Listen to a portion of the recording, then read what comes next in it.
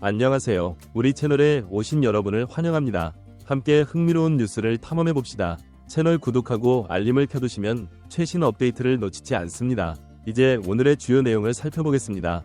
한국 축구에서 이런 움직임이 나올 줄은 전혀 예상하지 못했다. 한국은 아시안컵에서 부진한 조규성을 대체할 중앙 공격수를 찾으려 했으나 답은 가까워 보인다.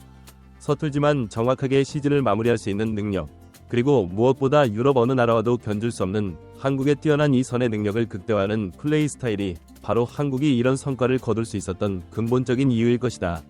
2026년 컵대회에서 싱가포르의 7에서 0으로 승리, 아시아 지역 2차전에 서는 주장 손흥민이 공격수 주민규를 기용하는 등 5차전 이후 한국의 반발이 쏟아지고 있다. 한동안 긴장한 상태에서 한 골 3도움으로 인생 역전을 펼치며 완벽한 활약을 펼쳤고 정우영, 황인범, 이재성도 참석했다. 상대팀을 완벽하게 압도했지만 무엇보다 7에서 0으로 승리하며 마무리한 것은 새로 데뷔한 선수들의 활약 덕분에 한국 축구의 미래에 좋은 일이다. 대신 위외의 선수에게 칭찬을 많이 해줬다. 특히 이 중앙 공격수는 후방 플레이와 정확한 장거리 플레이 능력을 갖춘 한국이 찾는 완벽한 중앙 공격수로 평가받고 있다. 긴 패스를 보면 전성기 시절 해리 케인이 생각난다. 이번 소식을 자세히 전해드리겠습니다. 최근 한국 공격수에게 꼭 필요한 능력은 바로 정확한 연결 능력이다. 세계 최고의 윙어이자 프리미어리그 레전드 손흥민, PSG 신성 이강인, 울버햄튼 득점왕 황희찬, 마인츠 이재선을 적극 활용할 수 있어야 한다. 현재까지 선발된 조규성은 뛰어난 이 선 자원을 갖고 있어 주주규가 싱가포르전에서 보여줬던 적절한 움직임을 실행할 만큼 민첩하지도 않고 감독이 원하는 플레이를 정확하게 실행하지도 못했다. 경쟁할 뿐만 아니라 게임도 완벽하게 플레이할 수 있습니다. 이는 그가 행동을 읽는 안목이 있음을 보여주는 경기였고 이제 곧 30세가 되는 나이에도 불구하고 그는 향후 2년 동안 한국의 챔피언 스트라이커가 될 것입니다. 3년 전 한국 축구의 역사를 바꾼 사건이 일어났다. A급 경기에 발탁된 지 333일 만인 333일 만에 국가대표 유니폼을 입고 데뷔한 주민규는 33세로 최연장자다. 다들 아시다시피 갑자기 국가대표팀 국가대표로 뛰게 됐다. 어릴 때부터 국가대표로 뛰지 못하고 어른이 되어서도 힘든 일이다. 30세가 넘은 나이에도 묵묵히 자신의 길을 끝까지 걸어갔다. 두 차례나 대회 득점왕을 차지한 주민규가 파울로 벤투의 선택을 받지 못한 채 실망스러운 세월을 보낸 뒤 자신들의 선택이 잘못됐다고 말했다. 그는 이를 다시 한번 증명하며 싱가포르 현장에서 함성을 질렀다. 그 감동적인 순간 완전히 다른 공격수로 자신을 드러낸 그의 활약은 싱가포르 관객은 물론 현장을 찾은 유럽 스카우트들에게도 새로운 충격을 안겼다. 그는 미드필더로 내려와 공간을 창출하고 폭넓은 역할을 펼친다. 최전방에서 킥으로 수비를 돌파한 주민규에게 용감무쌍한 투혼의 감탄이 나왔다. 반경 중앙으로 파고들었고 34세에 먼저 결승골을 터뜨린 이민규의 머리 없는 전략에 중앙전에서 수적 우위를 활용하는 영리한 플레이까지 보여줬다.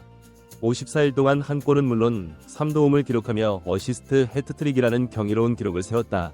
전반 이강인과 후반 8분 손흥민의 차이가 다시 한번 확실하게 드러났다. 이강인을 어시스트에 한 골 3도움을 올린 뒤 주로 미드필더로 출전했던 주민규가 프로 무대에서 공격수로 전환했다. 1부 리그 상무 시절 그는 2부 리그에 있던 원래 팀에서 뛰었습니다. 2019년부터 그의 상황이 바뀌기 시작했다.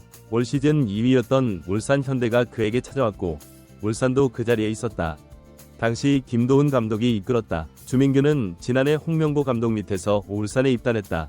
그는 다시 자리를 잡았고 또 다른 축구 인생이 열렸습니다. 1승을 거두며 A 대표팀에서의 활약도 빛날 것으로 예상된다. 주민규가 5년 만에 탈락한 A 대표팀 임시사령탑 김도훈 감독이 7일 서울 경기장에서 밝혔다.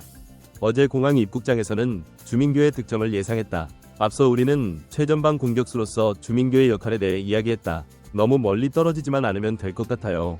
기다리세요. 더 많은 기회가 있을 것입니다. 점수를 다시 보니 헤딩슛으로 득점이 나왔다. 나는 그것이 좋은 일이라고 생각하고 그를 격려했습니다. 그리고 주민규가 교체되면서 조규성이 교체됐다. 상대적으로 불편한 움직임 때문에 팬들의 외면을 받던 누리꾼들은 이제 주민규를 쓰자는 반응을 보이며 요즘 피지컬이 발달해 30대 중후반의 현역 선수들이 많다고 말했다. 컵에서는 주민규를 중앙 공격수로 생각하고 풀팀을 구성하는 것이 한국의 압도적인 이 선 선수들을 활용하는 데 더 유용할 것이라고 본다. 실제로 현장에는 주민규가 유일한 선수였다. 후반 13분에 나온 것이 전 세계의 도움을 받아 매우 고무적이었다고 할 수 있다. 일부 전문가들은 조규성의 플레이 스타일이 토트넘 해리 케인의 플레이 스타일과 비슷해 최적의 플레이 스타일을 찾은 것이 안타깝다는 평가도 있다. 너무 늦게 플레이하는 손흥민의 능력을 극대화하도록 조율한다. 한국의 중앙 공격수가 골을 넣는 것은 좋지만 그렇지 않다면 수비수의 플레이와 연계해 세계 최고의 윙어라 할지라도 주도권을 잡을 수 있어야 한다. 이를 활용해 PSG, 신성 이강인과 울버햄튼, 득점왕 황희찬, 마인츠가 나선다. 이재선지의 뛰어난 이선 자원과의 연계도 중요하지만 지금까지 선택받은 조규성이 빠르게 움직이고 점점 부자가 되어가는 바람에 제대로 된 플레이를 펼치지 못하는 것이 안타깝다. 배준호는 현재 영국인들로부터 많은 칭찬을 받고 있다. 연예 매체 배준호는 스토크시티의 유일한 희망이다. 팀도 1부 리그에 속해 있지만 최근 2부 리그에서 강등권에 빠졌다는 평가도 나온다. 이전에 볼튼에서 활약하던 시절 전성기였던 그가 계속해서 발전한다면 건강한 이청용이 얼마나 국부적으로 부상을 입지 않는지 배주호를 통해 알 수 있을 것이다. 매체 스토크온트렌드에서 배주호는 루크칸 등의 부드러운 발코디력을 자주 선보이고 있다. 무엇보다 그는 공격뿐만 아니라 수비에서도 열심히 일하는 선수이고 팀에 헌신할 줄 아는 선수다. 놀라운 건 그가 이렇게 선수가 됐다는 것이다. 오늘 기자들과 인터뷰를 한 후는 중국과의 경기를 지켜봤다고 말했다. 기자의 질문에 의미심장한 발언으로 배준호의 재능을 칭찬해 출전 가능성을 높였다는 분석도 있다. 다음 경기는 짧은 시간이었지만 선수들이 잘 움직이고 잘 준비해서 큰 승리를 거뒀다. 특히 주장 손흥민과 미망인 주장 이재성, 김진수가 아주 좋은 분위기를 만들어냈다. 새로운 플레이어는 빠르게 적응하고 원하는 방식으로 플레이합니다. 싱가포르에 오기 전 그는 위치적 균형과 경계 파괴를 언급했다. 포지셔닝이 잘 이루어져 7골 차로 승리를 거뒀다고 한다. 우위를 점하고 그 덕분에 경기를 이끌 수 있었던 배준호, 황재원, 박승욱, 오세훈, 이번 경기에 데뷔한 4명의 선수들에 만족한다. 게임의 내용과 결과를 잃지 마세요. 특히 선수들이 자신의 역할을 솔직하게 해낸 점에 만족한다. 배준호에게 감사하고 싶다. 그와 함께 일하는 것은 이번이 처음이다. 나는 그가 큰 잠재력을 가지고 있다고 생각합니다. 앞으로가 기대되는 선수인데 얼마나 발전할 수 있을지는 모르겠습니다. 한 가지 강조하고 싶은 점은 배주호가 그걸 다 보여주지 않았다는 점이다. 첫 경기에서의 실력 그는 배준호의 플레이 스타일을 높이 평가하며 자신의 실력이 뛰어났다고 말했다. 특히 끊임없이 공을 움직여 플레이하는 새로운 스타일의 플레이다. 귀국한 선수들은 방심하지 않고 강인한 의지로 중국을 상대로 압도적인 승리를 거두었다. 특히 김도훈 임시코치는 전혀 새로운 조합을 찾기 위해 노력하고 있다. 황선홍과는 달리 최강 라인업으로 상대를 제압하려는 의지를 보이고 있다. 싱가포르전에서는 최강의 스쿼드를 기용했고 좋은 성적을 거뒀기 때문에 좋은 스쿼드를 갖고 있다는 걸 보여줬다. 중국과의 경기에서 어려운 길을 밟지 않고 열심히 플레이하겠다는 의지가 중국 네티즌들을 더욱 실망하게 만들었다. 특히 세계적인 주장 손흥민이 중국의 골을 바라보며 기록을 세웠다. 이날 126번째 경기에 출전한 민은 A게임 점수를 47점으로 끌어올려 역대 최다 득점자 2위에 올랐다. 역대 득점왕은 신이 차범근이다. 여골, 신여 황선홍이 공동 2위. 손흥민이 황선홍을 상대로 역전승을 거둘 날이 머지않아 통산 4,748호 골을 터뜨리며 황선홍과의 격차를 단숨에 좁혔다. 선홍, 아울러 손흥민은 지난 11월 이날 골로 2차 예선에서도 연속 득점 행진을 이어갔고 싱가포르와의 홈경기에서 골을 시작으로 3차전인 태국 원정 4차전에 서도 같은 골을 넣었다. 중국에서 온 손흥민은 경기 후 너무 감사하고 영광이라며 팬 한 분 한 분께 감사 인사를 전했다.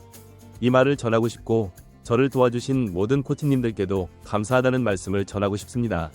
지금까지는 아직 끝나지 않았습니다. 나는 매우 좋은 컨디션을 유지하고 있고 앞으로도 더 좋은 모습을 보여주겠다. 마지막으로 시즌이 끝난 뒤에도 팬 여러분들께 진심으로 감사 인사를 전하고 싶습니다.